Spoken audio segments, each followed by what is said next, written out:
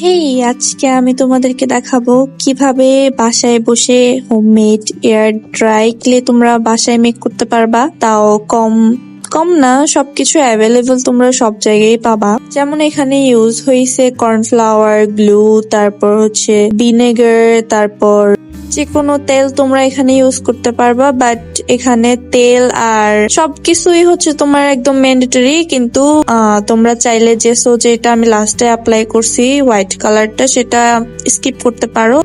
আর বাকি যেগুলা ইউজ করা হয়েছে ওইগুলা ইউজ করতেই হবে, নইলে তোমাদের ক্লেটা পারফেক্টলি হবে না। এখানে মেইনলি ভিনেগারটা ইউজ করা হয়েছে যাতে 2-3 মাস থাকলে এই ক্লেটা নষ্ট না হয়।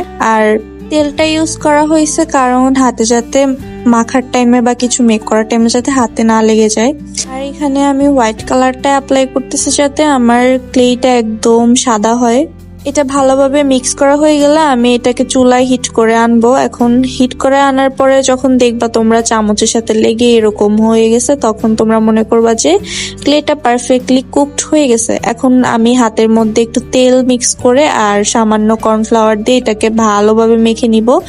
মাখার পরে তোমরা খেয়াল করবে এটা অনেক সফট আর স্মুথ হয়ে গেছে, যেমন এয়ার ড্রাই ক্লে গুলা হয় আর কি। তো আমি এখানে একটু টেস্ট করে নিলাম যে আমার ক্লেটা পারফেক্ট হয়েছে কিনা, পরে দেখলাম যে হয়েছে।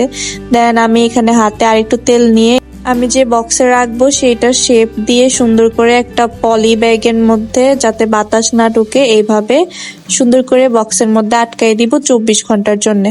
এই ক্লেটা 24 ঘন্টার আগে ইউজ করা যাবে না, এটা মনে রাখতে হবে। টাটা।